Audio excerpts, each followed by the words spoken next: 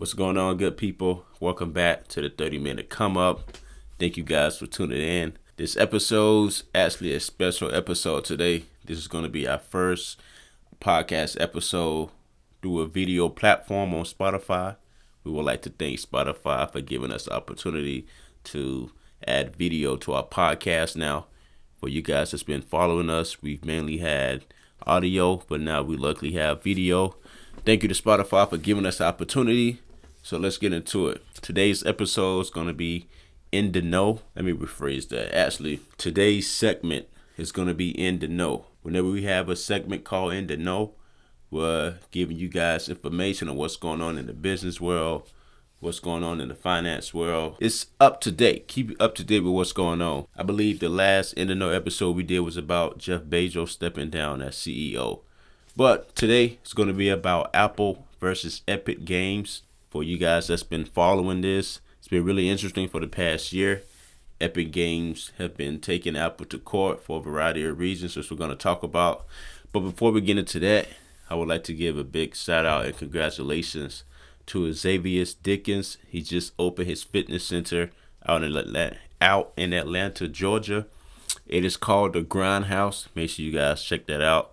I will have a link below so you guys can check out his website. I believe it is the grindhouse.club. Make sure you guys check it out. He's been doing a lot of things. He's been focused. Got some good reviews. I want you guys to check it out. Whenever I get a chance to visit Atlanta, Georgia, I would definitely stop by.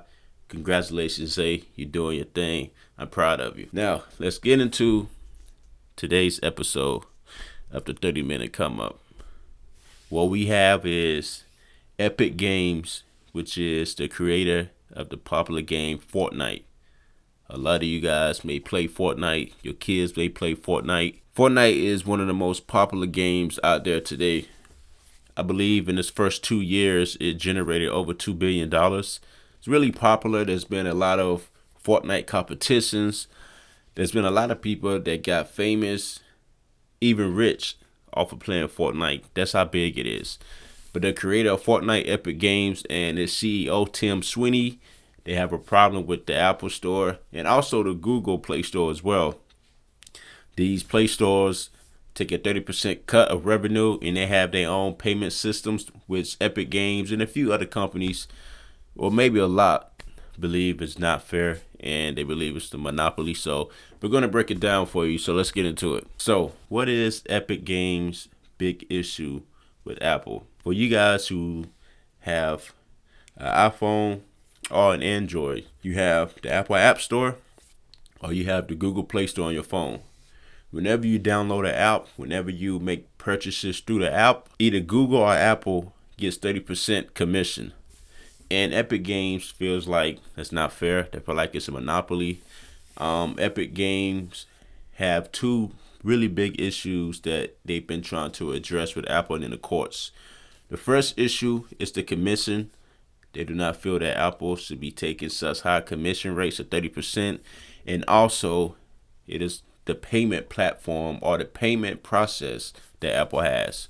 Whenever you purchase any upgrades, anything through the Apple App Store or through that app, you're forced to use Apple's payment system. EpicGames believes that they should be able to provide their own payment system. So if EpicGames was able to provide their own payment system, they would not have to pay that 30% revenue share. Same thing with Google. If you have a Google phone, if you have Fortnite on your phone, if Fortnite or any other app was able to offer their own payment system, they would not have to pay that 30% revenue cut. So this is why EpicGames has been going against Apple in the courts right now. And there's also many other creators who have brought this issue up with Apple as well. And not just Apple, but with Google. But we're mainly going to be talking about Apple versus EpicGames. The CEO, Tim Sweeney, he made a few tweets about this before the lawsuits, basically stating that he does not believe that the 30% revenue sharing is pretty much fair. Them only having one payment processing system is fair. He felt like it's a monopoly. So what he decided to do with Fortnite is they decided to install their own payment processing system inside Fortnite on the App Store. So for a period of time, players were able to purchase whatever upgrades, whatever weapons, whatever they wanted to purchase through Fortnite, they was able to purchase that directly through Fortnite instead of going through the Apple processing system, which will allow Apple to take a 30% cut. So unfortunately, by them doing that, Apple did take them off the App Store, which kicked off the lawsuits that Epic filed. And this is something that EpicGames prepared for. They knew this was going to happen. For you guys who do not know, back in 1984, when Apple wanted to go against the giant IBM, they had a commercial of people watching a big screen TV, a lady running through, throwing a hammer through the TV, and everybody kind of woke up. Fortnite decided to do the same thing. They put out a video. It was Fortnite characters. The big screen TV, that was an Apple person talking on TV this time. Fortnite character runs through a TV. Then people started to wake up. So that's basically what Fortnite is doing. They're pretty much kicking off this war that's going to be going on between them and Apple. They knew they was going to be taken down from the App Store by doing what they did because they went against Apple's policies. So once that kicked off, we pretty much knew it was going to be a long ride. So what Apple decided to do was take them down from the App Store. Then the lawsuits happened right after that, and now it's been a year later. So just to give you guys an update of what's going on, right now, Fortnite is not on iOS or Mac OS, and I'm not too sure if it's also not on Google's platform either. I'm not exactly sure, but I do know they're still going through some appeals right now. A good example of companies or developers trying to find a way not to pay the 30% commission rate is Netflix. Netflix is a good example. If you want to subscribe to Netflix, create a subscription, you have to go straight to the Netflix website to do that. They will not allow you to do that through the app. Because if you was able to sign up through the app and subscribe, Netflix will have to pay 30% commission to Apple or to Google. And they don't want to do that. So they force you to go straight to their website. And what EpicGames is stating is that they believe Apple is a monopoly. Apple does not give you the option to pay any other way except through their own payment system. They feel like that's not fair. They feel like the 30% rate is too high. So it's been a year. They've been going back and forth. And what the court recently determined, which was a majority win for Apple, but the courts determined that Apple does not have a monopoly. They did not look at just Apple and the App Store. They look at the gaming online platform as a whole, and they made the decision that Apple does not break any antitrust laws and that they do not feel that Apple has an unfair advantage because there's so many other gaming platforms out there. So it was unfortunate for EpicGames, but of course they're going through the appeals process right now. Whenever they go through the court and a decision is made, the other side can always appeal. One thing that was a positive for EpicGames was that the courts did determine, the judge did determine that Apple did violate the California competition law. I forgot the exact name, the exact title for it, but they did violate California law by not allowing the developers to advertise or promote different payment processing systems throughout the app.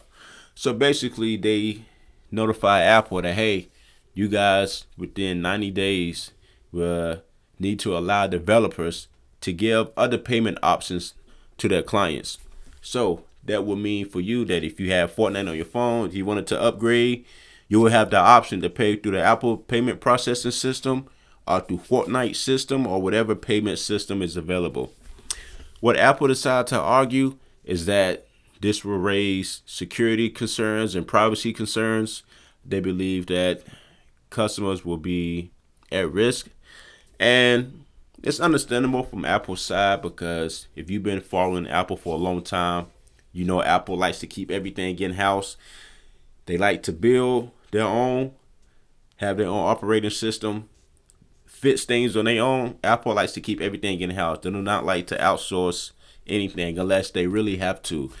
They do not like to give third-party access to certain things. They try to keep as much control as they possibly can. So the 90 days was going to be Thursday, I believe. Last Thursday, November. No, I'm sorry. Um, December 10th or December 9th, I believe. December 9th. So December 9th was going to be the day that was going to change the App Store for a long time, because the judge decided that they would have to allow developers to advertise other payment processing systems. If that was going to go into place, Apple was going to lose a lot of money, because developers were no longer going to advertise, hey, pay through Apple. No, they were going to advertise, pay this way, pay that way. It'll be cheaper, which means that Apple would have lost out on a lot of that commission, of that 30% commission. Apple was granted an injunction by the Ninth Circuit Court. They did say that while Apple is going through the appeals process, they do not have to implement this change that the former judge said they had to implement.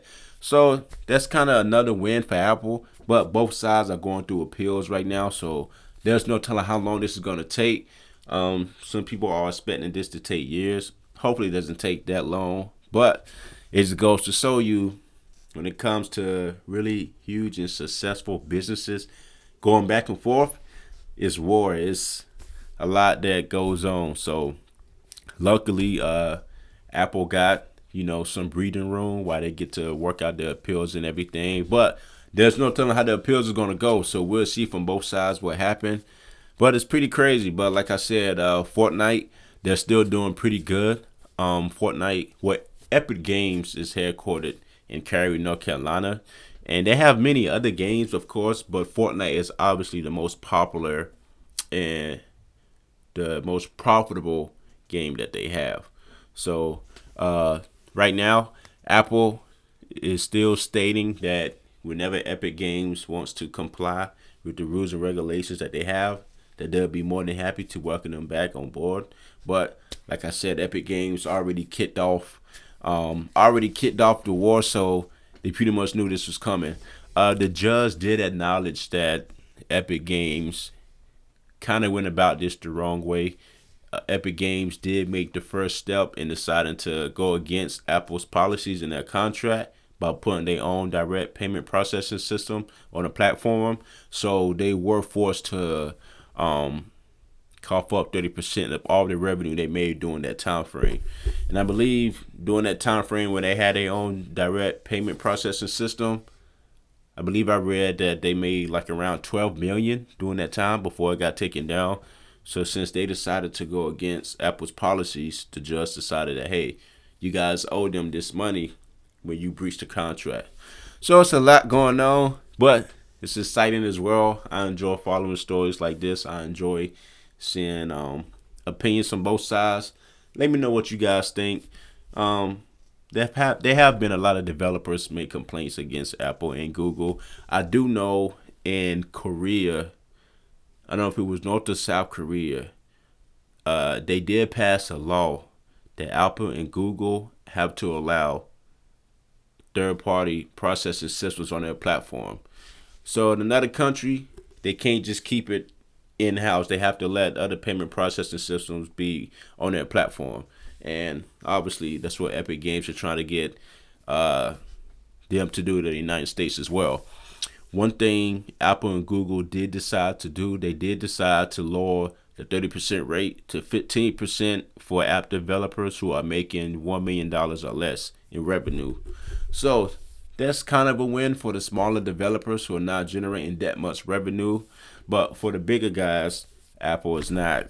They're not going to be cutting back on that 30%. They're going to make sure they get their fair share of the commission as long as possible until they're forced to make any major changes. I hope you guys enjoy that. That is In the Know, Apple versus Epic Games. Make sure you guys follow us on all platforms. Again, big thank you to Spotify for allowing us to turn this podcast into a video podcast. We're going to be having more guests coming on. Just give me time. I've been really busy, guys. This is my side hustle. My main job is at an airport, so you guys know how that's like whenever it's hot season. It's just a lot going on. But Thank you guys for your patience. Thank you guys for tuning in. Let me know what you think, and I will catch you guys next time. You guys take it easy.